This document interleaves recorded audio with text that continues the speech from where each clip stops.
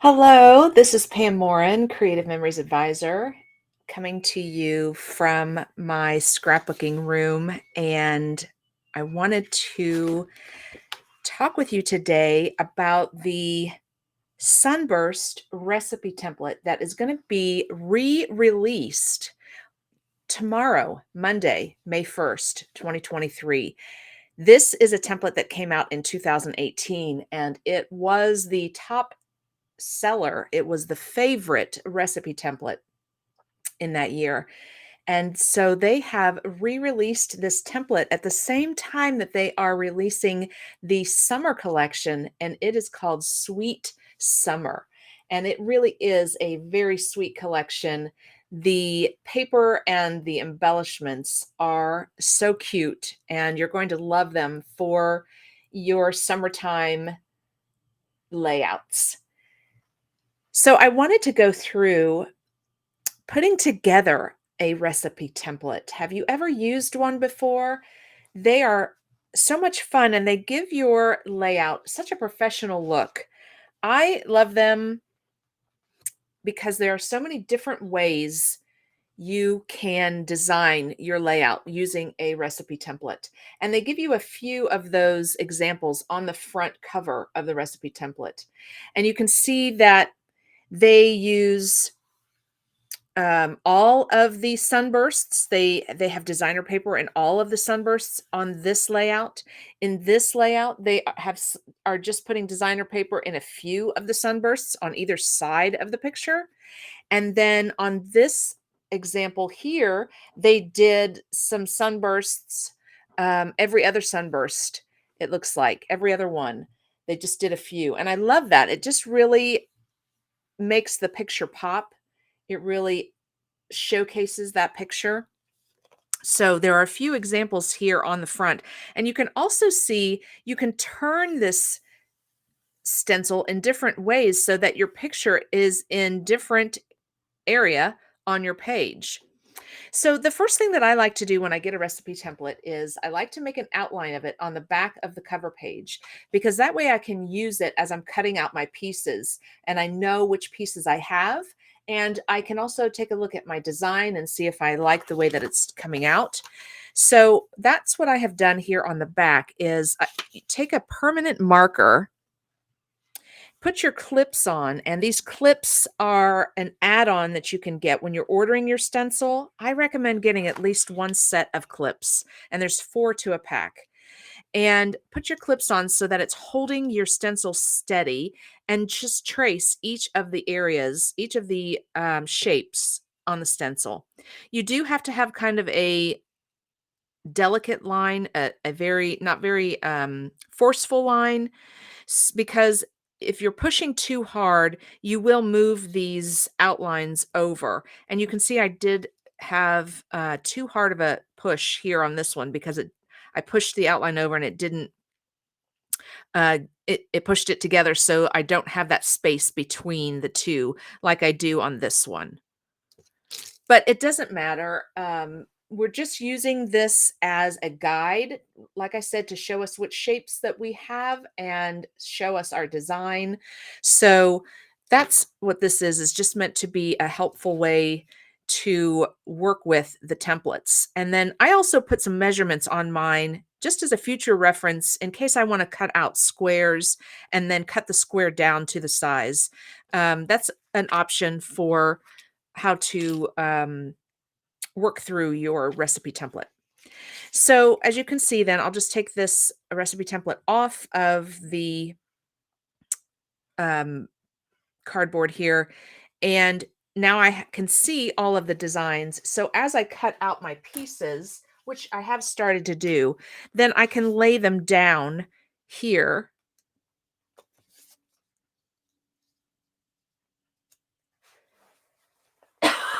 Excuse me. I can lay them down here on this cardboard where I have these outlines of the shapes, and I can see how they're going to look. If I like the way the colors are coming together, that sort of thing. Now you notice that I am not cutting out each individual sun ray. I am cutting out blocks of sun rays. So I did this block, and I did those the same designer paper, and then I did this block and these two the same, and these two and these the same. So I used three pieces of paper, double-sided paper, and I used the front and back design on each one. So then around my center circle, I used different the one side of a paper, and this is the opposite side of the paper. Okay, so I'm kind of jumping ahead, but you can kind of get an idea of the steps that you need to do for your layout.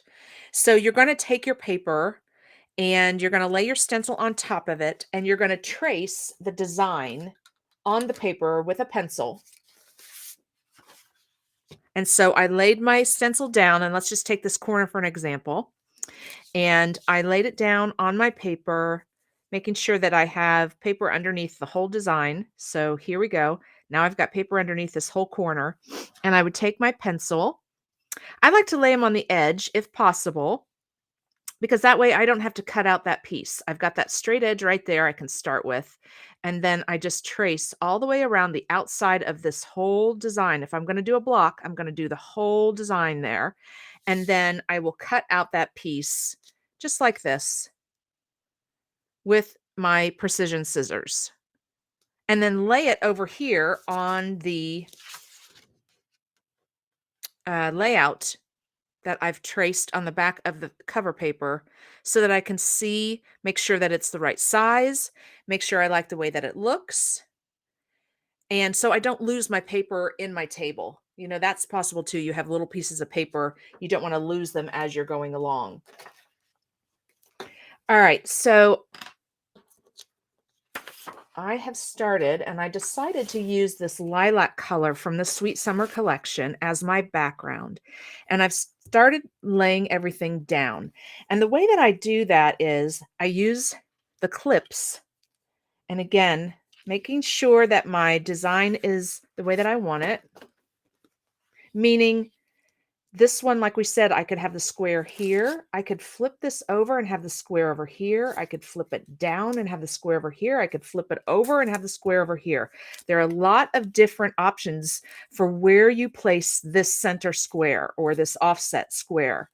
So I just did the way the template is designed. And I know that because down in the right-hand corner is where the Creative Memories logo is.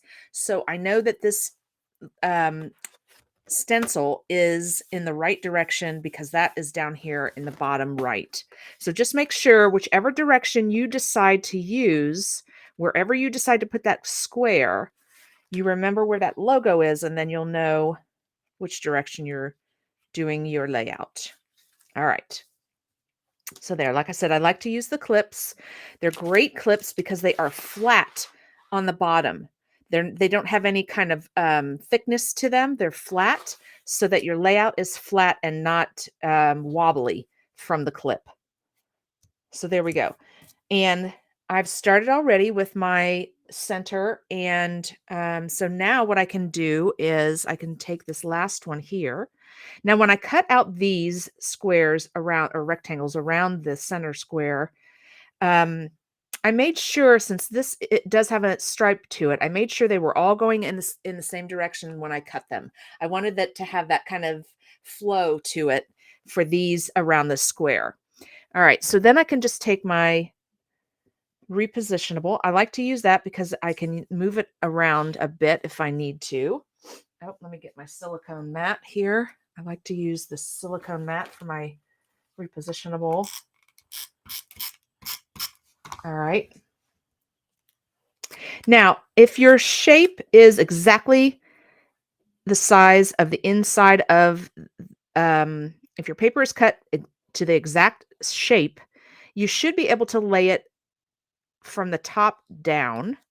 If there is any kind of difference in the shape, you may have to just lift this up. See, mine has a little bit more length, and that's okay. It'll still look good. There's not a lot of overlap. The other way that you could lay it down is you can lift up this side. That's why I put my clips over here on one side. That way I can lift it up and slide it underneath. So whatever feels most comfortable to you. Now, like this one, since I'm doing a block, I can't lay it down this way to adhere it to my paper because I've got a block and it's not going to lay over the stencil. So I do have to lift it up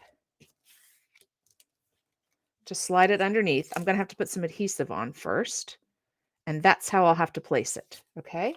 And again, I'm going to grab my silicone mat here and just do my repositionable. I like to do my repositionable around the outsides to make sure that they lay down flat. And then I'll do a couple pieces of regular in the middle just to give it extra secure. And then we're going to slide this guy all the way over, line him up with the stencil. There we go. And then you can also, another reason why I like having the two clips on the one side, then I can just kind of take a look, see how that looks. Did it line up right? And I'm happy with that. That looks good. All right, now let's do this corner piece here. Again, this is a block piece. I did two separate shapes together in one cut. So I could do them each individually if I wanted to. I could have cut a shape that's this one, and I could have cut a shape that is this one, and had different designer paper in each of those. It's totally up to you what you want your design to look like. And then I'm just going to slide this guy under here.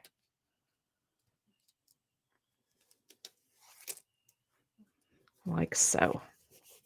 All right, let's keep going. We have this other shape down here with the clouds. I did the clouds in the two corners. I like doing the same one in the opposite corners. I think that makes it look cool.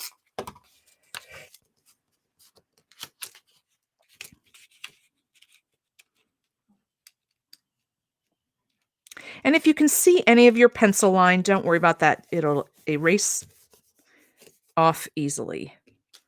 Okay, and then the last piece. Here we go.